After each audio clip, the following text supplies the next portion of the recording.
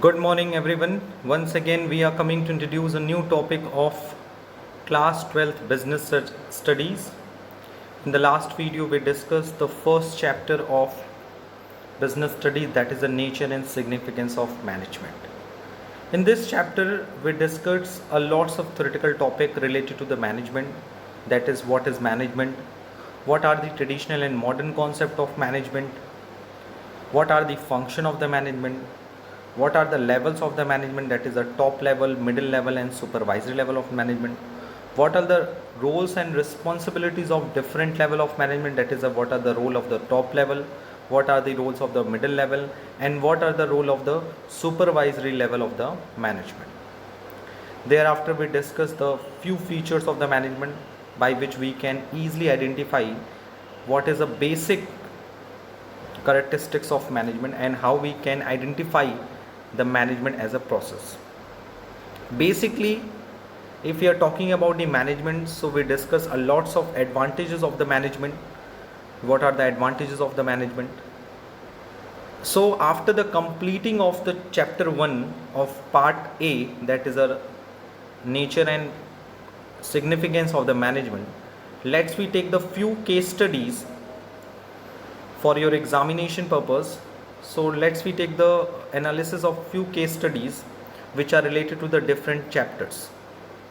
Okay, so in this video, first of all, we discussed a few case studies which are related to the first three chapters. The first chapter is nature and significance of management. The chapter number 2 is a principle of management, and chapter number 3 is a business environment. So let's we discuss the some of the important case study. The first case study, as you can see that on your screen, Narendra Chal Networks and Technology Limited is a leader in technology innovation in USA, creating products and solution for a connected world. यानी Narendra network and technology जो है वो technology innovation में USA में lead करती है, एक leader company है, लीडिंग कंपनी है. It has a large research and development team. उसकी एक बहुत बड़ी रिसर्च एंड डेवलपमेंट टीम है which invented the first smart watch VI, which besides showing the time would also monitor few health parameter like heart beat, blood pressure. यानी इस company ने अपने research and development से क्या किया, health parameters monitor discuss एक innovation किया, इन्होंने इन्वेंट किया एक ऐसी स्मार्ट वॉच जिसके हेल्प से हम किसी भी पर्सन की heart beat and blood pressure को मेज़र कर सकते हैं. While in search of market abroad the company found that in India, यानी उसने जब मार्केट एनालाइज किया तो उसने फाइंड आउट किया कि India the reform process what under way with the aim of accelerating the pace of economic growth. The company decided to take advantages of the fact that licensing requirement has been abolished. उसने ये देखा कि अब उसे India में work करने के लिए लाइसेंस की ज़रूरत नहीं पड़ेगी, जो लाइसेंस पॉलिसी है वो ख़त्म कर दी गई है. The company was also aware that there had been increased level of interaction and interdependence among the various nations of the world. और ये भी देखा गया कि हमारे देश में जो पूरे वर्ल्ड में जो नेशन की इंटरडिपेंडेबिलिटी है वो ज़्यादा बढ़ गई है. Why? Due to the globalization. You know very well, globalization is totally based on the very important theme, that is the Vasudhaiva Kutumbakam. What is Vasudhaiva Kutumbakam? That is all the world are be treated as the family. Okay. So you can see that the company was also aware that there had been increased level of interaction and interdependence among the various nations of the world, and India could be made a base for its international trade. और company ने देखा कि सारी जो Nations हैं उनके बीच में interaction और इंटरडिपेंडेंसी पहले के कंपैरिजन बढ़ गई है due to the globalisation, and India could be made a base for it international trade. और इंडिया ने अपना बेस क्रिएट किया है for the international trade. International trade मतलब ही all the business organizations situated in India can easily trade at international level. It set up its office in Gujarat with a view to capture the Indian market. और इसके कारण इस situation को देखते हुए company ने अपना एक ऑफिस इस्टेब्लिश किया गुजरात में, ताकि वो इंडियन मार्केट को ईजिली क्या कर सके, कैप्चर कर सके. In a short span of time, छोटे टाइम में the company emerge as the market leader, और छोटे टाइम में ही कंपनी क्या बन गई, एक मार्केट लीडर बन गई।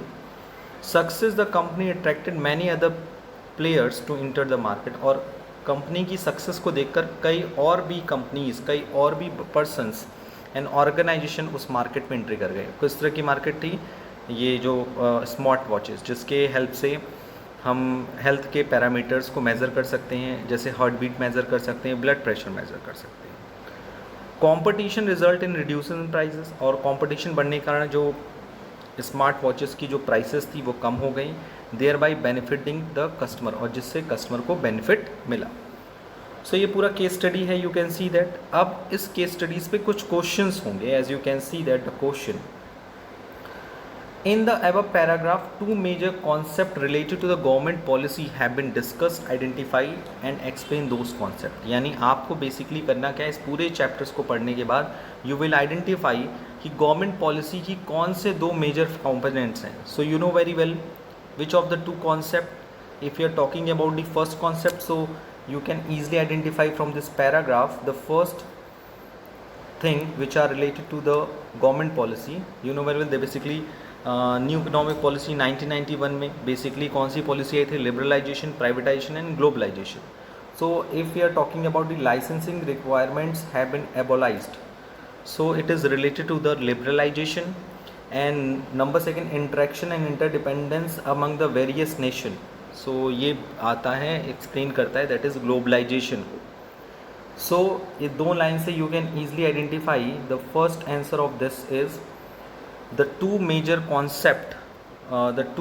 concept related to the government policies are the number one liberalization and number two is a globalization। दो चीज़ें आपको दिख रही होंगी, जैसा मैंने आपको बताया अभी कि इस पैराग्राफ से आपको दो कॉन्सेप्ट दिख रहे हैं गवर्नमेंट पॉलिसी के, एक लिबरलाइजेशन और दूसरा globalisation. Liberalisation means removal of unnecessary control and restriction on business, and globalisation means it means integrating the various economies of the world leading towards the emergence of cohesive global economic। it means अगर हम बात करें liberalisation से, तो liberalisation में जो unnecessary control and restrictions होते हैं बिजनेस पे, वो हटा लिए जाते हैं। एंड ग्लोबलाइजेशन में क्या होता है कि सारी देश की, वर्ल्ड की जितनी इकोनॉमी है, सब एक जगह इंटीग्रेट हो जाती हैं और इंटरडिपेंड हो जाती हैं।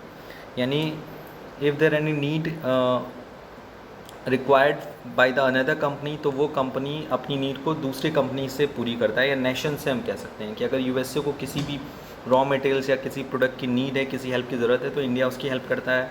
और अगर इंडिया को अपनी इकनॉमी को स्टेबल करने के लिए यूएसए से किसी तरह की कोई डिमांड होती है या नेसेसिटी होती है, तो वो यूएसए से भी हेल्प ले सकता है। सो ग्लोबलाइजेशन के कारण इंटरडिपेंडेंसी और interaction among the different nation will be increased। That's why the two important major concepts which are identified in this paragraph, that is liberalization and globalization। The second question is related to the paragraph, that is also explained briefly any three impact of those concept on business, Indian business and industry। आपको ये बताना है कि जो हमने changes लाया, हमने government policy में क्या लाया, लिबरलाइजेशन लाया और ग्लोबलाइजेशन लाया। तो उस लिबरलाइजेशन एंड प्राइवेटाइजेशन या ग्लोबलाइजेशन से हमारे इंडियन बिजनेस में क्या इफेक्ट पड़ा है, क्या इम्पैक्ट पड़ा है, ये भी आपको बताना है ना। Also explain briefly any three impact of those concept on the business. So इस पॉलिसी से क्या हुआ, पहले तो देखिए एंट्री हो सकी ईजिली फॉरेन मार्केट से, दूसरा मार्केट लीडर बना जा सका, और तीसरा सबसे इम्पॉर्टेंट चीज़ है कंपटीशन इंक्रीज़ हुआ, जिसके कारण प्राइस रिड्यूस हुआ और कस्टमर को बेनिफिट मिला। यानी लिबरलाइजेशन, प्राइवेटाइजेशन, ग्लोबलाइजेशन से कई लोगों को एम्प्लॉयमेंट जनरेट हुआ, इंटरनेशनल लेवल पे बिजनेस के लिए इजी मार्केट ओपन हो गया, you can see that as. और क्या बेनिफिट मिला, कस्टमर्स के लिए जो प्राइस है वो डिक्लाइन हो गया, जिससे उनके लिए बेनिफिट हुआ, कंपटीशन इंक्रीज़ हो गया। तो you can see that firstly तो कस्टमर के पास ऑप्शन बना, क्योंकि कंपटीशन बढ़ने से कस्टमर के पास ऑप्शन बनता है, प्राइस कम होता है। कंपटीशन बढ़ने से कंपनीज़ के बीच में एक फेयर ऑपरेटिंग एक्टिविटीज़ के लिए क्या लगी, रेस लगी, और इंडिया के लिए इंटरनेशनल मार्केट का जो दरवाज़ा था वो खुल गया। सो ईज़ ऑफ डूइंग बिजनेस काफ़ी हद तक इम्प्लीमेंट हो सका इंडिया में. सो अगर हम if you are talking about the effects of impact of these concept on Indian business and industry, so we can classify into the few headings. The first heading is the increased competition, यानी liberalisation and privatisation और globalisation से competition बढ़ता है. Customer demanding होते हैं because he have a lots of option, so more demanding customer. Rapidly changing technological environment, technological environment में लगातार change आता है क्योंकि हर जगह इनोवेशन देखने को मिलता है. Necessity for change, need for developing human resource, market orientation, loss of budgetary support to the public sector. और पब्लिक सेक्टर को यू नो वेरी वेल, अगर पब्लिक सेक्टर के ऊपर काफ़ी जिम्मेदारियाँ होती हैं additionally, so you know very well public sector के मोस्ट ऑफ दीज एरियाज़ जो हैं वो लॉस मेकिंग ही होते हैं क्योंकि उनका मेन मोटिव होता है सोशल वेलफेयर. तो पब्लिक सेक्टर ने कुछ काम प्राइवेटाइजेशन की हेल्प से, लिबरलाइजेशन की हेल्प से, ग्लोबलाइजेशन की हेल्प से दूसरों को ट्रांसफॉर्म कर दिए, जैसे टेंडर पे काम दे देना, या फिर अगर हम बात करें कि उनका एडहॉक पे एम्प्लॉयज़ को रिक्रूट करना, तो जिससे उनका जो लॉस एक्सपेंडिचर था वो रिड्यूस हो गया. जहां हमें 50-60,000 सैलरी देनी थी वहां हम कम देते थे. सो कहीं ना कहीं लिबरलाइजेशन ग्लोबलाइजेशन से ये सारे चेंजेस देखने को मिले और ये सारे impacts Indian business and industry के लिए काफ़ी हेल्पफुल रहे क्योंकि कंपटीशन बढ़ने से प्राइस सही मिला है, प्राइस सही मिलने से कस्टमर डिमांडिंग बने हैं, टेक्नोलॉजिकल इन्वायरमेंट यानी इनोवेशन लगातार आने लगा है, नेसेसिटी फॉर चेंज यानी चेंज अब आवश्यकता बन गई है, डेवलपिंग ह्यूमन रिसोर्स, अब हमें नॉर्मल ह्यूमन रिसोर्स से काम नहीं चलता है, हम कुछ अलग हों, हमारा ह्यूमन रिसोर्स काफ़ी इफेक्टिव हो, एफिशिएंट हो, मार्केट ओरिएंटेशन यानी we are totally depend on the market, and loss of budgetary support to the public sector यानी पब्लिक सेक्टर में जो भी लॉस हो रहा है बजट में या हम लॉस मेक कर रहे हैं तो उस सेक्टर्स को हम प्राइवेटाइज कर दें. तो वी कैन सी दैट कि इससे हम जो प्राइवेट सेक्टर्स पब्लिक सेक्टर में जो लॉस हो रहा है उस सेक्टर को जब प्राइवेटली कंपनी मैनेज करेंगी तो वो कहीं ना कहीं प्रॉफिट्स मेकिंग में कन्वर्ट हो सकता है. सो you can see that the first solution of the first case study, the solution of the first case study. Now we will move to the second case study. The second case study it is a very small question, as you can see that on your screen. ABC Limited is facing a lots of problem these days. ABC company ये बहुत सारा problem देख रही है. The companies profit margin is declining day by day, और companies का जो profit margin है वो कम होता जा रहा है, यानी कि या तो कॉस्ट बढ़ रहा है या तो प्राइस डिक्लाइन हो रही है. The production manager is blaming marketing manager, where is marketing is blaming production manager for not maintaining the quality. और उसके लिए प्रोडक्शन मैनेजर कह रहा है कि मार्केटिंग मैनेजर इज रिस्पॉन्सिबल, यानी कि मार्केटिंग मैनेजमेंट सही से प्रोडक्ट को बेच नहीं पा रहा है, ये कह रहा है.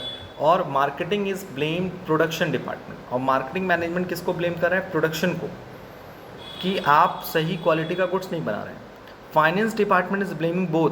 फाइनेंस डिपार्टमेंट कह रहा है मैंने तो पैसा दिया, सेल मार्केटिंग ने गुड्स को सही ढंग से बेच नहीं रहा है, और प्रोडक्शन जो है क्वालिटेटिव प्रोडक्ट नहीं बना रहा है. What quality of manager do you think is lacking? आप देख रहे हो प्रोडक्शन मैनेजर हो, चाहे वो मार्केटिंग मैनेजर हो, चाहे फाइनेंस मैनेजर, सब के सब एक दूसरे के ऊपर ब्लेम कर रहे हैं. कोई अपने एरिया अपनी चीज़ों को लेकर सीरियस नहीं है, या कह सकते हो अपनी रिस्पॉन्सिबिलिटी को लेकर लोगों के अंदर इस बात की फीलिंग नहीं है कि हाँ गलती उनसे भी हुई होगी. या फिर हम कह सकते हैं कि इसमें मैनेजर की कुछ एक बेसिक क्वालिटी है जो होनी चाहिए और आपको उसको ब्रीफली बताना है. सो you can see that the solution is very easy. The quality which is lacking in the above case, coordination. Okay, the quality which is lacking in the above case is the coordination.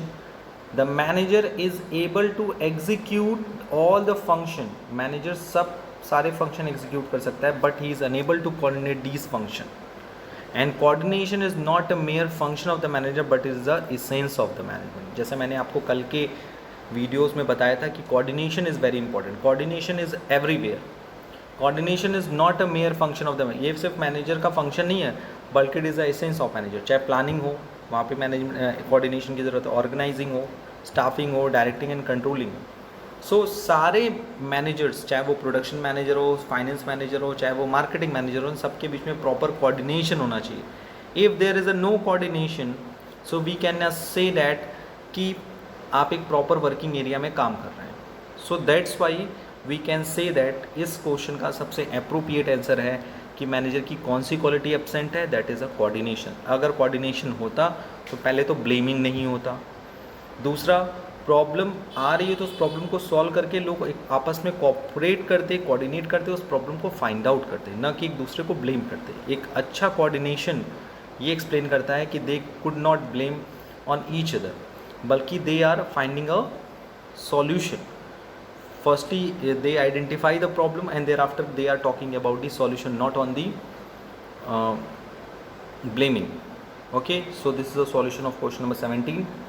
Now let's we move to the next question. As you can see that on screen, the question is 24 Mega Limited. Mega Limited was manufacturing water heaters in the first year of its operation. Mega Limited ने manufacture किया water heater कब? अपने operation के first year में. The revenue earned by the company was just sufficient to meet its cost. जो revenue आई first year वो उसने अपनी सारी कॉस्ट को बियर कर लिया. बहुत ही ध्यान से देखिएगा, ये केस स्टडी बहुत ही मुझे इंटरेस्टिंग लग रही है. सो मेगा लिमिटेड ने फर्स्ट ईयर अपना ऑपरेशन स्टार्ट किया. अभी नई नई कंपनीज है और पहले साल उसने जो भी खर्चा किया, जो भी अर्न किया, वो उसके कॉस्ट के इक्वल थी. यानी कि it means the revenue earn by the company was just sufficient to meet it cost. यानी कि जितना उसने कॉस्ट बियर किया और जितना उसको रेवेन्यू मिला, दोनों ही एक दूसरे के इक्वल थी. यानी कंपनी जितना रेवेन्यू अर्न की उससे अपना कॉस्ट पे कर दी. टू इंक्रीज द रेवेन्यू, अब प्रॉफिट अर्न करना है तो प्रॉफिट अर्न करने के लिए रेवेन्यू इंक्रीज होनी जरूरी है. To increase the revenue the company analyse the reason for less revenue. Company ने रीज़न पता किया कि आखिर कंपनी की रेवेन्यू कम क्यों हो रही है. After analyse the company decided, analyse करने के बाद कंपनी ने डिसाइड किया to reduce the labour cost by shifting the manufacturing unit to a backward area where labour was available at a very few rate. उसने पहला solution निकाला कि जो हमारा लेबर है उसे हम शिफ्ट करेंगे, जो मैन्युफैक्चरिंग यूनिट है उसको हम शिफ्ट करेंगे बैकवर्ड एरिया में. बैकवर्ड एरिया में शिफ्ट करने से क्या होगा मैन्युफैक्चरिंग यूनिट को, कि वहाँ पर हमें लोअर रेट पे लेबर मिल जाएंगे, कम रेट पर हमें लेबर मिल जाएंगे. जब हमें कम रेट पे लेबर मिलेंगे तो हमारा लेबर कॉस्ट क्या हो जाएगा, रिड्यूस हो सकता है. Second, to start manufacturing solar water heaters. और हम जो प्रोडक्शन करेंगे उससे किस बेस पे करेंगे, सोलर वाटर हीटर्स पे. And reduce the production of electric water heaters. यानी हम इलेक्ट्रिसिटी से प्रोडक्शन ना करके बल्कि हम सोलर से करेंगे. जिससे क्या होगा, this will not only help in covering the risk, जिससे हमारा रिस्क ही कम नहीं होगा, but also in the meeting other objective, और कुछ और अदर ऑब्जेक्टिव भी पूरे हो जाएंगे. Identify and explain the objective of management discussed above. आपको इसमें ये बताना है कि मैनेजमेंट का किस ऑब्जेक्टिव की बात हो रही है और उसको एक्सप्लेन भी करना है. सो फर्स्टली पूरे क्वेश्चन को आप पढ़ो तो इसमें बेसिकली कंपनी सर्वाइवल के स्टेटस पे, यानी वो सिर्फ अपने इतना रेवेन्यू अर्न करी कि जिससे वो अपना कॉस्ट पे कर सके, एटलीस्ट उतनी वो रेवेन्यू अर्न कर रही है. यानी company has a phase of the survival and they want to move to the profit. Thereafter they will be talking about the growth. तो पहले तो सर्वाइवल स्टेटस पे है क्योंकि न्यू कंपनीज है, उसके बाद वो प्रॉफिट की तरफ मूव करेगी. तो एक ऑब्जेक्टिव तो यही सिंपल सा ऑर्गेनाइजेशनल ऑब्जेक्टिव का प्रॉफिट. दूसरी अगर हम बात करें सोशल ऑब्जेक्टिव की, you can see that social objective में उसने क्या किया कि to reduce the labour cost by shifting the manufacturing unit to the backward area. यानी बैकवर्ड एरिया के लेबर्स को जॉब प्रोवाइड करना. It is the social responsibility of every organisation कि जो बैकवर्ड पर्सनस हैं, जो बैकवर्ड एरियाज़ में रहने वाले लोग हैं, उनके लिए प्रॉपर एम्प्लॉयमेंट का अरेंजमेंट करना. तो वो भी कर रही है. और मैन्युफैक्चरिंग किस पे कर रही है, सोलर बेस्ड पे कर रही है, जिससे इलेक्ट्रिसिटी कम यूज़ होगी और इलेक्ट्रिसिटी की सेव होगी. सो कहीं ना कहीं ये सोशल ऑब्जेक्टिव को भी फुलफिल कर रही है. आइए इसके सॉल्यूशन की तरफ मूव करते हैं. So you can see that the objective discuss in the above para, जैसे मैंने आपको बताया, that is the organisational objective and social objective.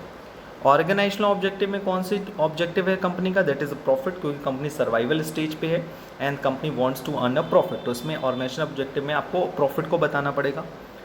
Survival क्या है, वो अभी अर्न कर रही है। ऑब्जेक्टिव, सोशल ऑब्जेक्टिव में अगर हम बात करें तो क्या एम्प्लॉयमेंट जनरेशन कर रही है और इलेक्ट्रिसिटी लेस यूज़ कर रही है और सोलर ज़्यादा यूज़ कर रही है, यानी कि टोटली मैन मेड रिसोर्सेज पे कम फोकस करके नेचुरल रिसोर्सेज पे ज़्यादा फोकस किया जा रहा है।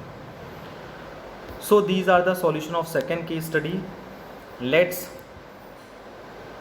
We move to the next question of today's video, that is question number 20. Damini D'Souza.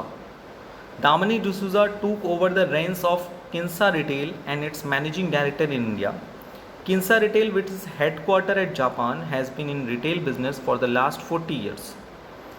It has a regional office in many countries, with each regional office taking care of the shops in a particular region.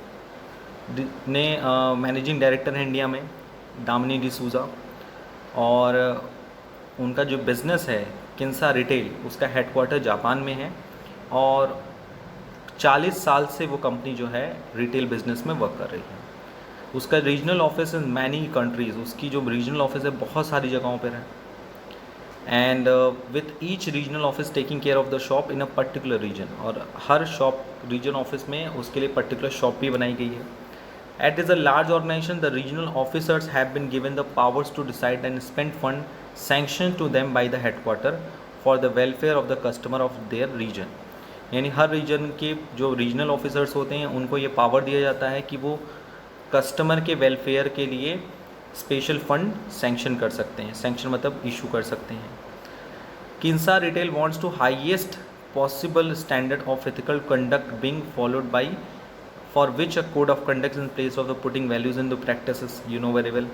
किंसा retail जो है वो चाहती है कि वो ज़्यादा से ज़्यादा एथिकल कोड ऑफ कंडक्ट को, पॉसिबल स्टैंडर्ड्स को फॉलो करे। All employees as well as the board member are required to act in accordance with the highest standard of personal and professional integrity. और सारे employees of board as well as the board member भी क्या करते हैं, अपने personal and professional integrity को अलग रखते हैं। When acting on behalf of the company, यानी जब वो कंपनी के बिहाफ पर काम करते हैं तो उनका ज़्यादा फोकस जो होता है प्रोफेशनल इंटीग्रिटी पर होता है। Non compliance involves a heavy penalty including termination of employees. अगर आप नॉन कॉम्प्लाइंस होते हैं, अगर अपने आप को काम को अच्छे से नहीं करते हैं तो एम्प्लॉयज़ के ऊपर क्या लग सकता है, हैवी पेनाल्टी लग सकता है और उनका टर्मिनेशन भी कह सकता है। State 2 principle of general management being followed by the Kinsa retail. आपको ये बताना है कि इसमें किंसा रिटेल ने कौन से 2 प्रिंसिपल फॉलो किए हैं। बहुत ही ध्यान से सोचिएगा, बहुत ज़्यादा टफ नहीं है, it is very easy things. Firstly you know very ethical code of conduct. If we are talking about the ethical code of conduct, so we are talking about the equity. Okay, so let's we move to the solution, that is principle of general management. इसमें अगर आप देखो तो किंसा retail equity को follow कर रही है बिकॉज ऑफ कंपनी जो है वो एथिकल कोड ऑफ कंडक्ट, और एथिकल इक्विटी यही कहता है कि इक्विटी मतलब समानता का भाव हो। और जो जनरल मैनेजमेंट है, पहले तो डिसिप्लिन, क्योंकि रूल्स एंड रेगुलेशन को प्रॉपर फॉलो किया जा रहा है। So first principle of management which are followed in this paragraph, that is a discipline according to the solution, which refers to obedience in organization rules and employment agreement that are necessary for the working of the organization. It requires good superior at all levels, clear and fair agreement and judicious application of penalties.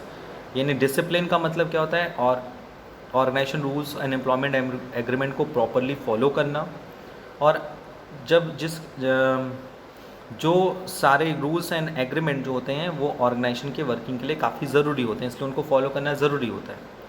और it requires good superior at all level, और हर level पे एक good superior हो जो clear, fair और judicious application करे penalties का। मतलब जो पेनाल्टीज़ हों डिफरेंट एम्प्लॉयज़ पे जो लगे जाने, जैसे उनका सैलरी कट हो जाए या उनकी लीव कैंसिल हो जाए, तो उसके लिए बेसिकली एक अच्छा सुपीरियर होना ज़रूरी है। क्योंकि अगर सुपीरियर अच्छा नहीं होगा तो वो डिस्क्रिमिनेशन करेगा, और डिस्क्रिमिनेशन से क्या आएगी, इनइक्वालिटी आएगी। Number second, centralisation decentralisation. So you can see that there is a need to balance subordinate involvement through decentralisation with manager retention of final authority through centralisation. So यहाँ centralisation and decentralisation भी follow किया जा रहा है कि यहाँ पर properly एक सेंट्रल ऑफिस है, that is head office in Japan, और उसके कई रीजनल ऑफिस हैं, तो वो डिसेंट्रलाइजेशन में आ गया। और डिसेंट्रलाइजेशन में लोगों को एक सेंट्रलाइज पावर दी गई है ताकि वो कस्टमर के वेलफेयर के लिए फ़ंड को इशू कर सकते हैं। सो बेसिकली अगर हम स्टार्टिंग के कुछ चीज़ों को देखें तो we can see that in this paragraph we follow the first principle of management, that is a discipline. Second is a centralisation decentralisation. Why? Because इसमें सेंट्रलाइजेशन भी फॉलो किया जाए, डिसेंट्रलाइजेशन। डिसेंट्रलाइजेशन कैसे? एक ऑफिस जो है, इसका जो हेड ऑफिस है वो जापान में है और रीजनल ऑफिस सारे देशों में है। और रीजनल ऑफिसर्स को सेंट्रलाइज पावर भी दिया गया है कि they can issue the special fund for the benefit of the customer, यानी ये सेंट्रलाइज्ड है, उनको अथॉरिटी दी गई है इस तरह की। Okay, so you can see that in today's video we discussed a lots of case studies. Okay, the first case study which are related to the business environment, the second case study which are related to the objective of management, the third case study which are related to the principle of general management. Okay, so let's we move to the next topic. So at the end of today's video, let's we take a few MCQ multiple choice question of chapter number 1, that is nature and significance of management. So as you can see that the first question on your screen, that is a question number 21, top level management does not include, top level of management में क्या include नहीं करते हैं? The first one, control the activities of all the department of organization, यानी organisation के सारे departments के बीच में जो भी हम कंट्रोल एक्टिविटीज़ करते हैं। Make sub plan for the lower level, lower level के लिए प्लान क्रिएट करना। Determine the objective and policies of the organisation, organisation के लिए पॉलिसीज़ डिसाइड करना और ऑब्जेक्टिव डिसाइड करना। And establish contact with outside the world, तो देखिए इसमें establish contact with outside the world, it is a responsibility of top level of management. Determine the objective and policy of the organisation, ये भी आता है। Make sub plan for the lower level, मुझे नहीं लगता ये आता है। लोअर लेवल के लिए प्लान कौन डिसाइड करता है? It is a responsibility of middle level of management. Okay, so the answer is 21 is B, yes it is correct. और सारे डिपार्टमेंट पे कंट्रोल करना, यानी कि डिपार्टमेंट के हेड्स कहाँ होते हैं? मिडिल लेवल में, तो मिडिल लेवल को कंट्रोल करने का काम तो टॉप ही लेवल का होता है। Number second is very easy question, coordination is function of management, essence of management and objective of management, none of these, it is a very easy, मैंने बार बार अभी इस वीडियो में बताया है कि coordination is the essence of management। which of the following points support the fact that management is a profession, आपको ये बताना है इसमें से कौन सा ऐसा पॉइंट है जो सपोर्ट करता है कि मैनेजमेंट एक प्रोफेशन है। Because it is a service motive, it is based on the personalise application, it is based on experimentation, or it is based on the practice and creativity.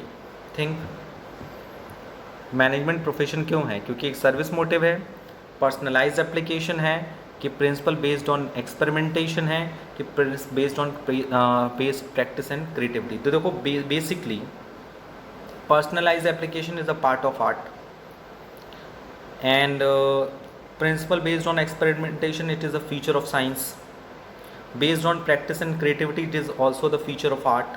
बचा एक service motive, service motive is a feature of profession and you know very well management is also take as the service motive, so the right answer is service motive because all the other three option are not a feature of the profession, it is a feature of the art and science। Science का feature है principle based on experimentation और art का है personalise application and based on practice and creativity.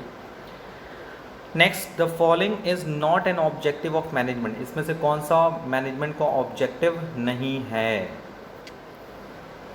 Earning profit, yes. Growth of the organisation, yes. Providing employment, yes. Policy making, yes. Policy making is the objective of management? Think no, policy making is the responsibility of top level of management. So management के objective में नहीं आता, okay क्योंकि growth and profit is a part of the organizational objective and providing employment is a part of the social objective. The next question is question number 25, policy formulation is a function of, policy formulation the function of variable it is very easy. Top level of manager, top level of manager की responsibility होती है कि policy को formulate करे. Next question, in the nature of social responsibility of manager applies buyer beware, seller beware, none of the two, both A and B. आपको ये बताना है कि सोशल रिस्पॉन्सिबिलिटी में क्या आता है. जो खरीद रहे हो उनको जगाओ, जो बेच रहे हो उनको अवेयर करो, या किसी को भी नहीं अवेयर करो, या दोनों ही को कंक्लूड करो. तो 26 में if you are talking about the social responsibility of managers, so we are talking about the seller beware. Okay, that is 26p. And the last question of today's video is management is delicate responsibility involves money, materials, men, machines. Management की responsibility किस में है? Money, man, machine, materials. Management is a delicate responsibilities. Think again. Yes, it is correct. That is a machine. Management is delicate responsibilities. It involves machines. Okay. So take one more question. The foremost need of development in a country is of physical resource, economic resource, efficient management. None of these. किसी भी country के development के लिए सबसे ज़्यादा important need क्या है? मैं कौन सा चैप्टर पढ़ रहे हैं हम लोग? Management. So the right answer is also management. Yes. So in today's video we discussed firstly the few of the important case studies related to the chapter number 1, 2 and 3, and thereafter we discuss the few of the important MCQ question which are also come in your half yearly examination. So I hope today we cleared all the topics very easily, all the queries very easily. Okay, so आज के लिए इतना ही. Thank you, thanks a lot and take care.